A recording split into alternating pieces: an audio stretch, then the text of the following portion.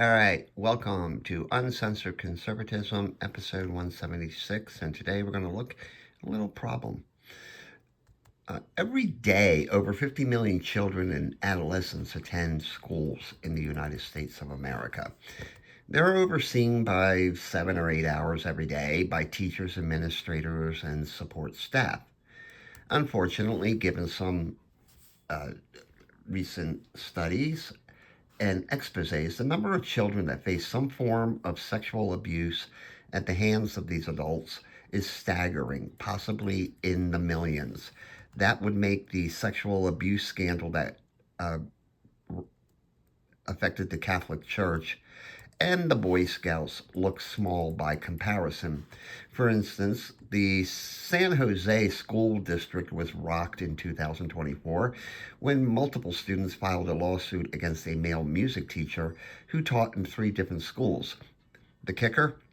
He was in jail for sexual misconduct with students at another school system when the civil suit was filed. Also, that year, a female teacher in New Jersey was arrested and charged with having sex with a student. A male teacher at a Texas charter school was arrested for sexually assaulting a student and then threatening to kill her in 2023. An Illinois substitute teacher was arrested for sexually assaulting a 6th grader.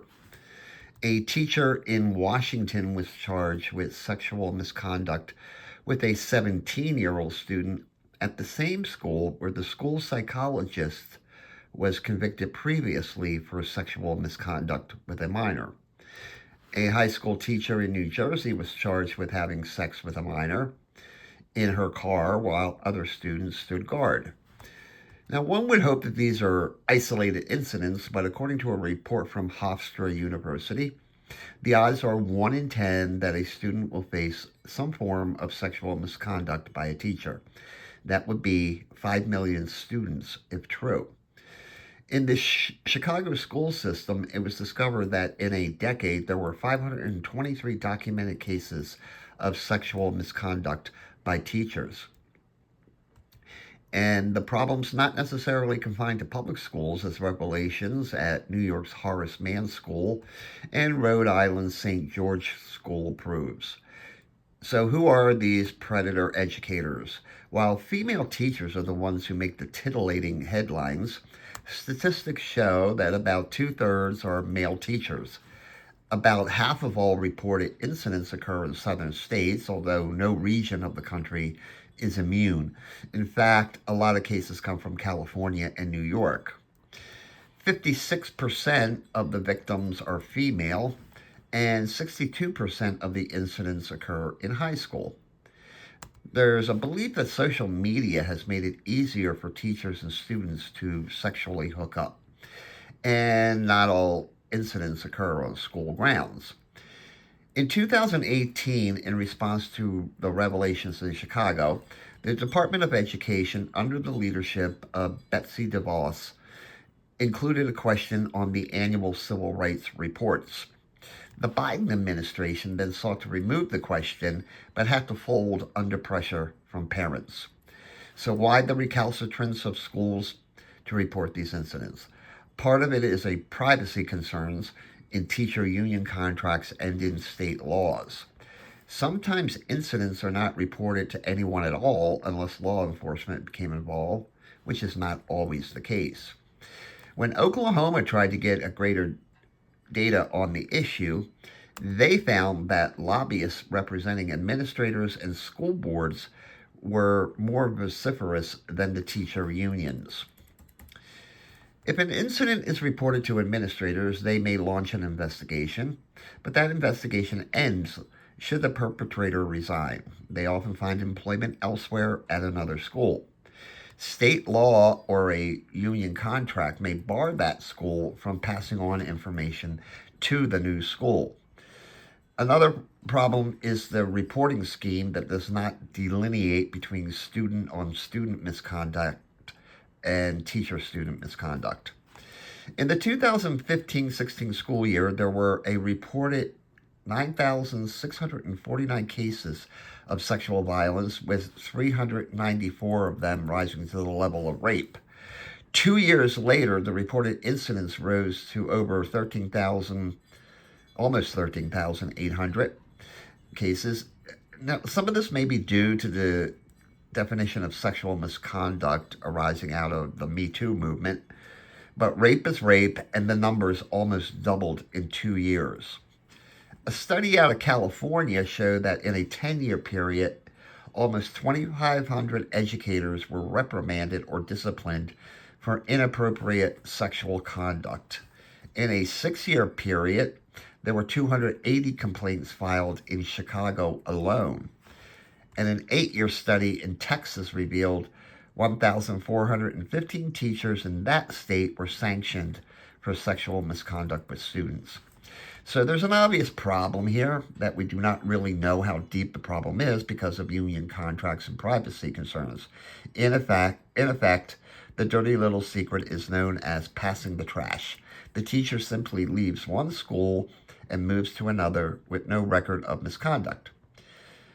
Besides the obvious pervertedness of this, there's also the financial angle that should have every parent and taxpayer upset. In 2024, a jury awarded a female victim $35 million in damages after being raped by a track coach in 1997.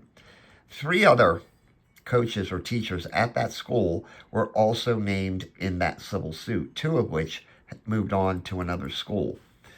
In the past decade, school insurance data reveals that over $1.2 billion has been paid out to settle lawsuits alleging or proving sexual misconduct by teachers in public schools.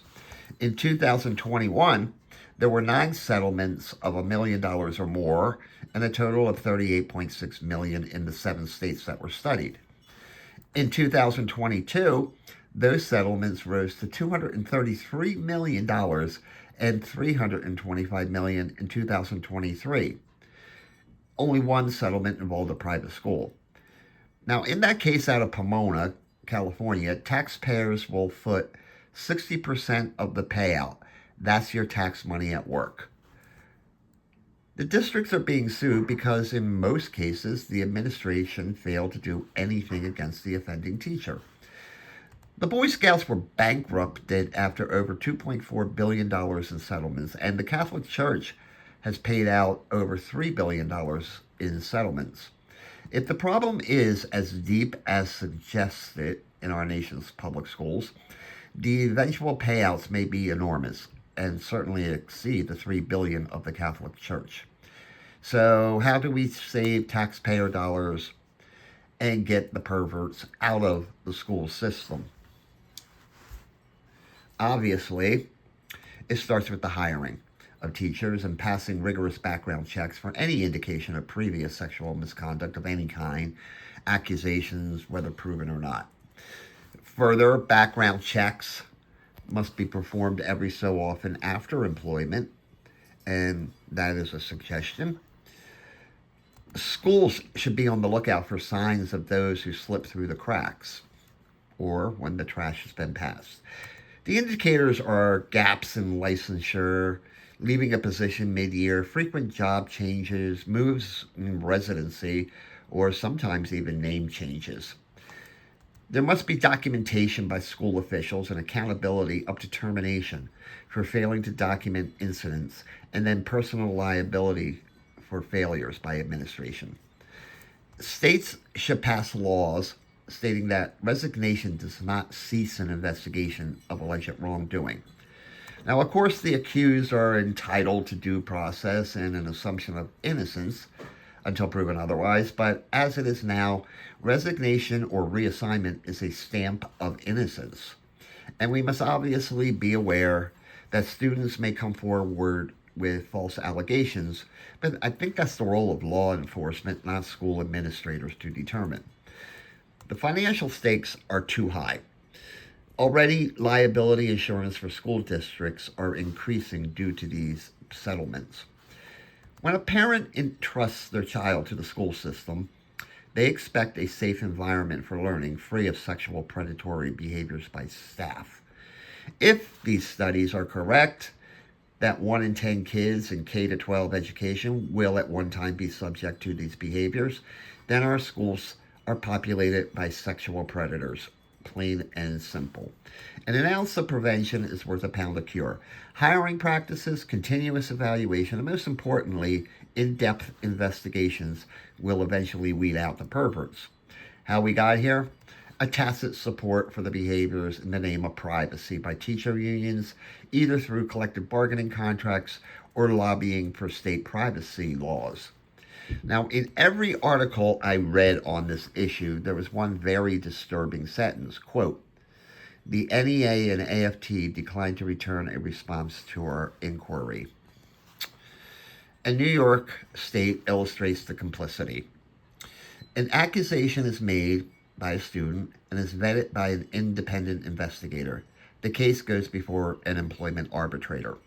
The school district and the teacher union chooses the arbitrator, who is then paid $1,400 a day. The preference of the arbitrator, the accused is suspended, not terminated, and the case sealed from public scrutiny. End of story. Nothing to see here. Move along, folks. Yet, to hear the AFT and the NEA talk is always about the children until it comes to protecting the teacher who abuses and sometimes rapes the child. It's sick. It's perverted, and it needs to stop. And that's it for today. Have a great one and a more pleasant tomorrow.